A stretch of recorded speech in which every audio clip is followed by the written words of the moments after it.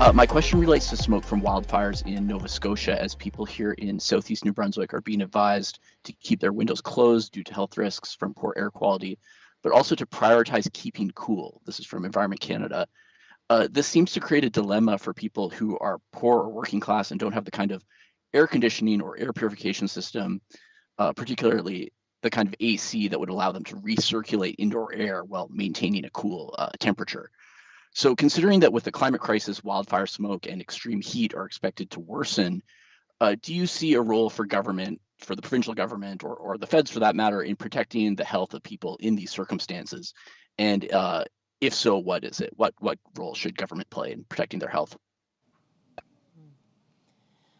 Government plays a significant role in protecting the health and the well-being of New Brunswickers, and it's something that we spend a lot of time on, looking at specifically improvements to our healthcare system, but also supports to vulnerable New Brunswickers. So we partner pretty closely with municipalities and other organizations to make sure that public infrastructure is in place to support things like cooling or warming, depending on the time of year and the challenge being experienced, to support the programs that make less expensive or subsidize the cost of infrastructure at home, like mini splits and things like that.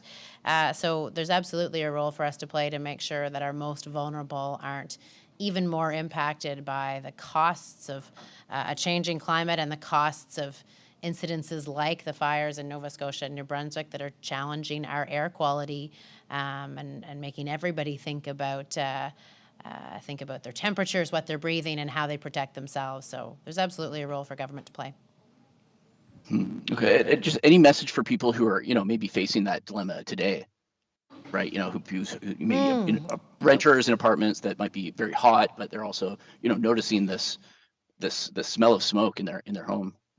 Yeah, this is something that we saw actually in Irishtown specifically. So when the Irishtown fires were happening, and the community came together, particularly the Maple Hills community, to set up a place where people could go, where they could get access to air conditioning, cooler temperatures. There were showers, there were water and food, there were supports in place for people who needed an alternate environment than the one that their home had available. And so we'll continue to work with our partners to make sure that people who are being impacted have options, supports, and alternatives close by so that we can protect their health.